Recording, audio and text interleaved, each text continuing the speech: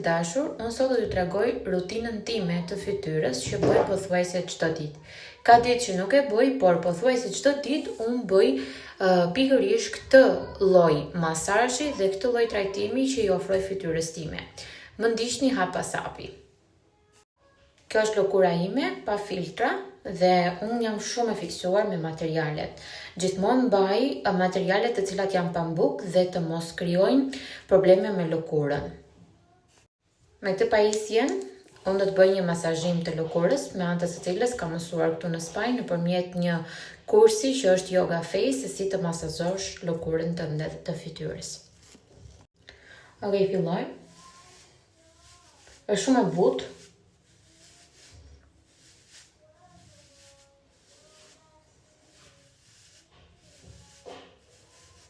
3 minuta duke e masazhuar të gjithë lëkurën. Do t'ju bëj dhe një tutorial se si mund ta masazhoni. Do kaloj me një pajisje tjetër. Kjo është pajisja tjetër, në të cilën nuk kam vendosur ujë të distiluar, e kam vendosur në ngrirje dhe do ta masazhoj të gjithë lëkurën për t'i dhënë mundësi muskujve të çlirohen nga kontraktimi. Është një metodë shumë e mirë, shumë relaksuese, ju rekomandoj vajza. Kjo është gjendja e lëkurës pasi e kam masazhuar me pajisjen me akull.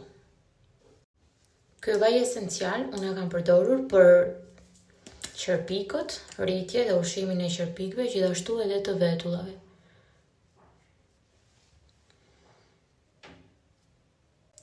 Ky është një serum të cilin unë e kam përgatitur për të gjitha këto qeset që janë poshtë syve, dhe unë e bëj këtë çdo 2 ditë.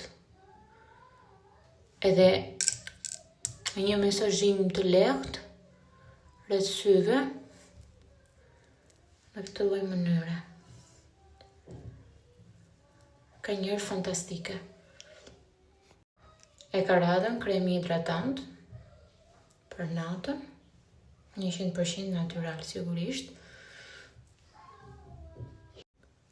E gjithë ky trajtim, pra vazhdojmë të masazhojmë lëkurën, shumë butësisht, shumë lehtësisht, ngadalë, jo fort, zgjat vetëm 10 minuta. Ndërkohë që fëmijët e mi janë duke luajtur, unë përfitoj nga radhë.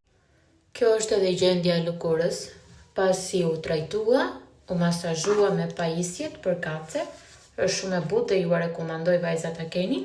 Ashtu dhe me pajisjen e akullit dhe me çdo produkt që unë i përgatit vetë tashmë që prej 7 viteve, do të tregoni një kujdes maksimal dhe ta gjeni 10 minuta kohë çdo 2 ditë, jo ditë për të marrë me veten tuaj. Ma besoni që është një relaks. Realisht, praktikojeni dhe do të më vlerësoni për këto këshilla që ju jap.